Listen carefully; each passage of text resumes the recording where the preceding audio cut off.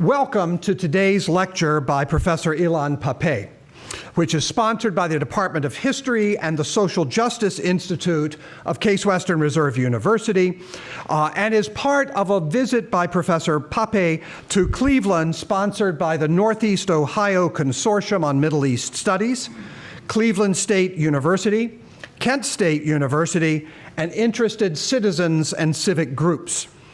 My name is Ken Ledford, and I'm the chair of the Department of History, and I'm here for purely decorative purposes to introduce Professor Pappe and then to recognize questioners afterwards when we begin that part. But I want particularly to thank Professors Tim Black and John Flores, as well as the administrator, Ms. Lisa Collins, who work with the Social Justice Institute for their sponsorship and efforts in arranging today's event. And also Professor Emeritus of Medicine, Doug Kerr, all of whom engaged in generous and tireless support to make today's lecture possible. And I would bring your attention to the fact that outside we have flyers for a Social Justice Institute event coming up, part of their research lunch series on Tuesday, October 9th, from 11:30 a.m. to 12:45 p.m., which is in the Social Justice Institute, A9.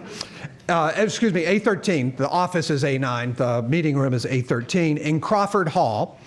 And the topic will be presented by Professor Avidan Cover. Avi is here today. He's a faculty member at the School of Law and a research fellow at the SJI.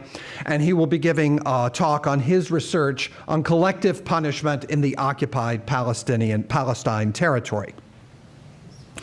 Now, while Professor Pappe is speaking about a variety of subjects during his visit to Northeast Ohio, today he's speaking to us about history as a discipline.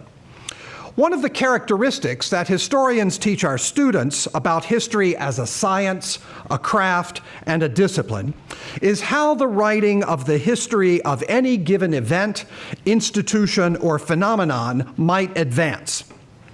The history of the recent past is often cast as a narrative of discovery, using documents, records, testimony, and other artifacts of the past to create a plausible tale that accounts for those data and tells a story, usually structured by chronology. But because history is a heuristic and interpretive discipline, the narrative changes over time.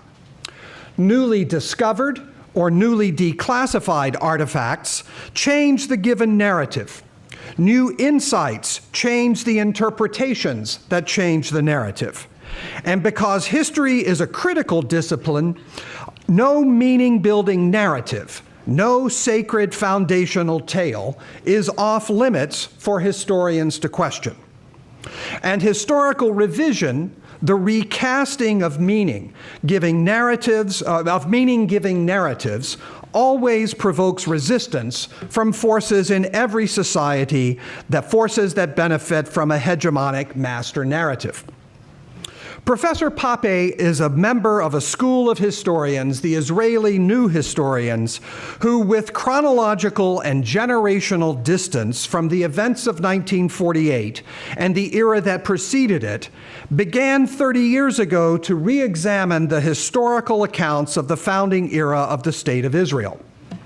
Given politics inside Israel, within the Middle East, and with echoes into Europe and the United States and around the world, that new history was and remains controversial. As is the case with all historical schools of thought, the Israeli New History is not now, nor has it ever been singular and monolithic. Historians are contentious intellectuals, and our understanding of the multiplicity of history advances with contention, even as all master narratives find themselves critiqued and sometimes eroded. Professor Pappe's talk to us today will illustrate in its particular context a process of the scientific creation of historical understanding that is helpful to us in the United States today, as we reflect upon hegemonic narratives that surround Confederate memorials erected half a century after the Civil War, as well as struggles over enfranchisement and disenfranchisement practices a century and a half after the 15th Amendment to the U.S. Constitution and a half century after the enactment of the Voting Rights Act. Professor Illan Pappe was born in Haifa, Israel in 1954 and took his BA from the Hebrew University in Jerusalem and his DPhil from the University of Oxford. From 1984 to 2006, he taught at the University of Haifa, and since 2007, he has been professor of history and director of the European Center for Palestine Studies at the University of Exeter in the United Kingdom. I'm pleased to welcome Professor Pappe to speak to us today on the topic, History is Relevant, the Israeli New History and its Legacy.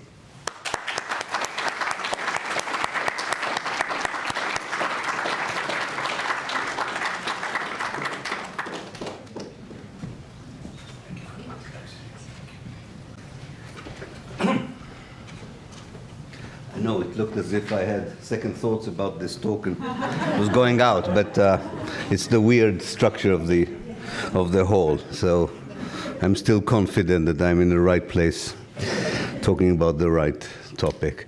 Thank you so much for your kind introduction. Thank you all for being here today. Let me start by some sort of a biographical note to get us into the topic. I usually don't use PowerPoint presentations. I find it a tool that limits one's imagination, and I'd rather talk directly to the audience. But if I had a PowerPoint presentation, the first picture, the first slide, which, if you can imagine, would be myself at the age of 12, holding these and waving the Israeli flag. By which I would have meant to tell you that I had a very ordinary Israeli upbringing, a very typical Israeli Jewish biography. Born to a Jewish family, going through the usual stages in the life of a young Israeli who was born in the 1950s, which meant serving in the Israeli army. I had the unfortunate luck to be also in a war, the 1973 war on the Golan Heights. And the first slide would say, in a way, what went wrong? How did this person who was educated within the Israeli system became a challenger of the dominant historical narrative of that state? The second slide would probably show me with a confused face. That's why I decided not to have a PowerPoint presentation. I had no idea how to do that. But you should have seen a person that looks bewildered or confused. In the early 1970s, a BA student at the Hebrew University who loved history. I was very bad in school in any other discipline, that is high school, but I was very good in history for some reason. So I chose history also as a BA student. I took Middle Eastern history and international relations in the Hebrew University in Jerusalem. And the bewilderment had to do with the fact that towards the third year of my undergraduate studies, I became more and more focused on the history of Israel and Palestine, and not just on the region itself. And in the third year, I became aware of a kind of a contradiction in the way that history was taught. There was, on the one hand, a sense that Palestine throughout the centuries was an empty place. And we hardly talked about anyone else in the modern history of Palestine apart from the Jewish community there.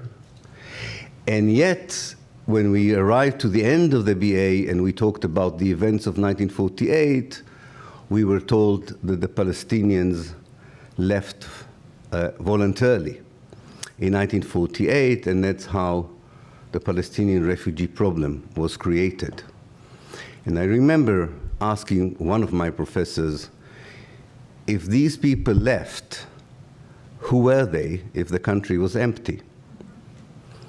His answer was something to do about students who are troublemakers and should know better and maybe should choose a different career. The third clip or slide would show me in a much happier face, a much more assured face, and this is when I started my PhD studies in Oxford in England in 1980. It became very clear to me when I finished my undergraduate studies as a historian that I would like very much to study the history of my own country. That makes sense. Secondly, that I would like to look at both sides of the argument, if I can. And one of my professors suggested that I should look at the British policy, because both sides hated the British. And maybe that would give me a kind of a more objective perspective